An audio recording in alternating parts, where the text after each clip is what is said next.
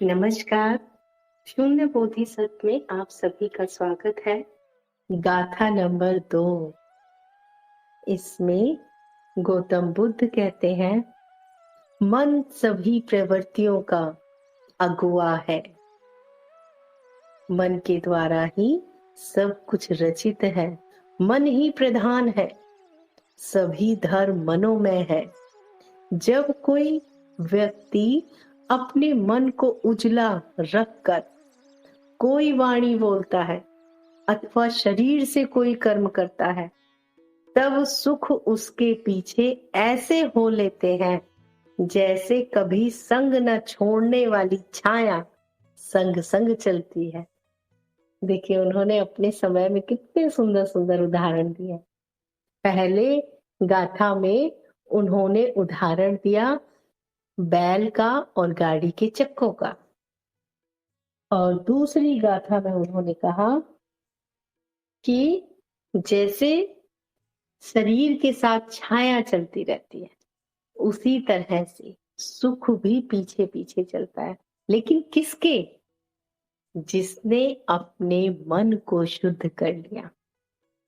जब कोई व्यक्ति अपने मन को उजला रखकर कोई वाणी बोलता है, अर्थात जिसके मन में कोई मैल नहीं है, कोई मैल नहीं है, अर्थात चित्त में अशुद्धियां नहीं है, अर्थात जिसने स्वयं को जान लिया, अर्थात जो अपने स्वभाव में स्थित हो गया, अर्थात जो अकर्ता में आ गया, उसके द्वारा अब जो बोला जाएगा, जो किया जाएगा, वो सुख उसके पीछे ऐसे ही साथ साथ रहते हैं, ऐसे ही चलते हैं सुख उसके पीछे जैसे शरीर के साथ में परछाई चलती है।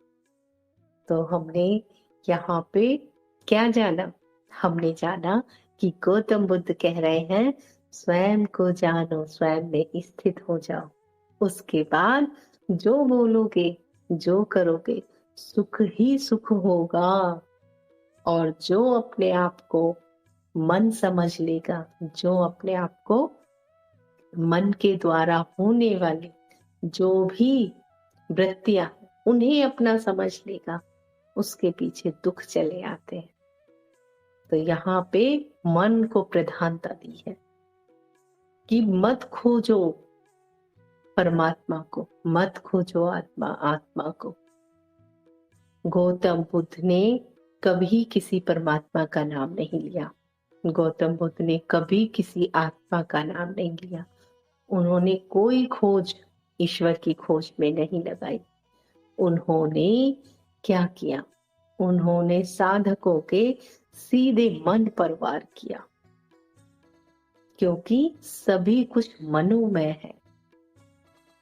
उन्होंने कहा कि बस चित्त पर कार्य करो, सब कार्य अपने आप हो जाएंगे। यहाँ तक कि बुद्ध ने ये भी नहीं कहा कि खुद को खोजो, ये भी नहीं कहा कि मैं कौन हूं इसे खोज लो, ये भी नहीं कहा कि स्वयं को जान के स्वयं में स्थित हो जाओ। उन्होंने सीधे कहा, देखिए, सारी चीजों को भी पीछे छोड़ दिया। इसीलिए तो गौतम बुद्ध है, इसीलिए तो वो शिखर है वो, क्योंकि उन्होंने ऐसे किसी शब्दों का प्रयोग नहीं किया जिससे एक जीव उलझ जाए। परमात्मा, आत्मा, मैं कौन, मिथ्या, ये वो बहुत व्यवहारिक थे। उनके सारे उपदेश मनुष्य के जीवन से निकलते हैं। जो सामने में है उन्होंने वहां से शुरुआत करी। और सामने में क्या है? सामने में है मनुष्य के दुख, उसकी पीड़ा, उसका छल, कपट, मोह, क्रोध, लोभ, प्रेम, करुणा, जो सामने में है, जो प्रत्यक्ष है। वहां से शुरुआत करें, मन से। तो जिसका मन मैला है वो चाहे वाणी से कुछ भी बोले, चाहे शरीर से कुछ भी करे, वो दुखों से घिरा ही रहेगा। और जिसका मन उजला है वो वाणी से कुछ भी बोले और शरीर से कुछ भी करे, उसके पीछे सुख चलता ही रहता है। सुख साथ साथ चलता है। क्यों? उन्होंने सुख का नाम क्यों लिया? क्योंकि सुख और दुख ये बहुत महत्वपूर्ण है एक मनुष्य के जीवन में। दुखों से दुखी रहता है और दुखों को छोड़ के सुखों की तरफ आने लगता है। तो उनका अपना तरीका था जाल बिछाने का, मछली फंसाने का। बड़ा कारगर था ये तरीका, बहुत कारगर।